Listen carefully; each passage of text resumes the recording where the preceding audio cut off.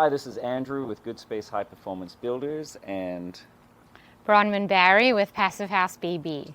So at the start of the project, Sacramento Passive House, the previous video showed the blower door test right before demolition. Now we've done demolition.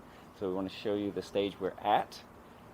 One of the goals was to keep the concrete and the subfloor system, the flooring system, to save on those resources and embodied carbon, and we're happy with it, especially the concrete.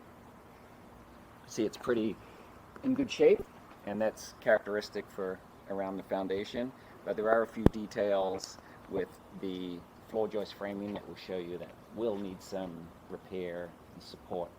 But while we're here, I wanted Bromwyn to explain the beauty of the design and how she's put it together. It's 3:45 p.m. on early fall here in Sacramento, and we're on the western side.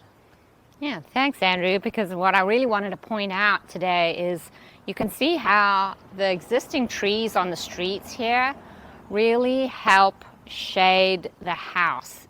You're looking almost directly west, and this side of the house has really lovely shade, and it's pretty cool and comfortable where we're standing, and that was a really key element of being able to put pretty decent window size at the entry here, and a pretty decent one on what's going to become an office bedroom projection that will bump out over here to kind of match the front side of the neighbor's house. So again, we also looked at very careful like alignment with the neighboring properties and not building anything like excessively out of place with what's here.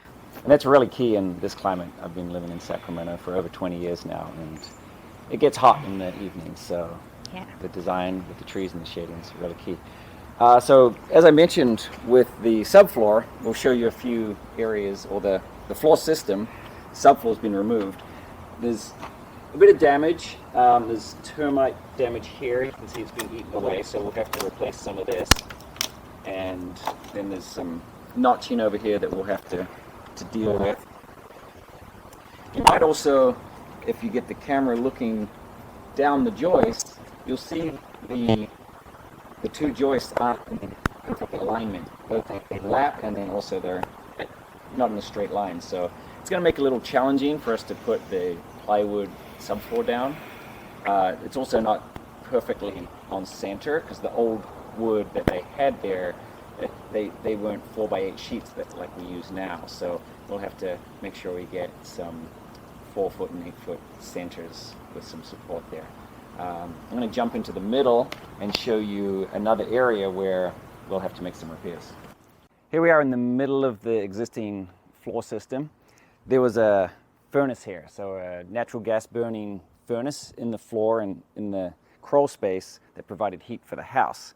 When they put it in, they just cut this floor joist that used to continue through, so they'd put a little support here, but the piece of concrete down there is only a couple inches thick and pretty compromised, so we're going to take that out and re-support that back to the girders that are a bit stronger. So not a lot of work, but something we're glad we identified and we can fix on this house. Now we're on the back of the house, and I wanted to show you the damage here. There was a planter area here. You can see down here there was a root or piece of wood that's come up. There was planting up closer to the structure at some point, and with that, I think a lot of moisture got in. This mud sill here is halfway gone. The rim joist there is really damaged by termites, so a combination of termites and dry rot here is another thing we'll fix before we put the new subfloor down.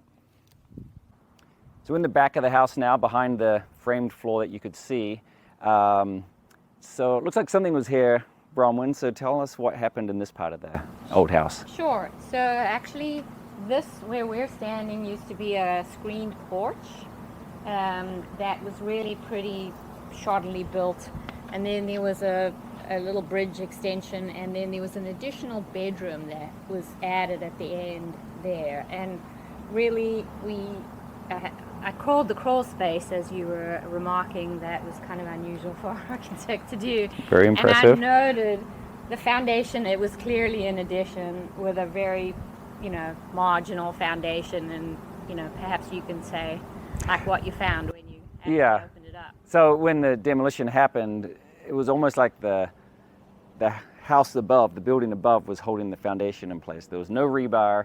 It was just a stem wall kind of poured on top of another piece of concrete, and it fell over just by kicking it. So it was incredible that the structure was still standing there. So certainly that was a piece we didn't want to keep, and Bromwyn was able to, by crawling it, deciding what was good, keep the good parts of the foundation. Yeah, and it just gave us a lot, it gave me sort of more permission to do something completely different here in the design, which was great, because I really could, you know, get a clear assessment of what was worth keeping and what absolutely wasn't and needed to be replaced. Yeah, that's perfect. Well, keep watching the videos as this house gets rebuilt. Thank you, Bromwyn, for giving us that information, and watch some more videos. Thank you.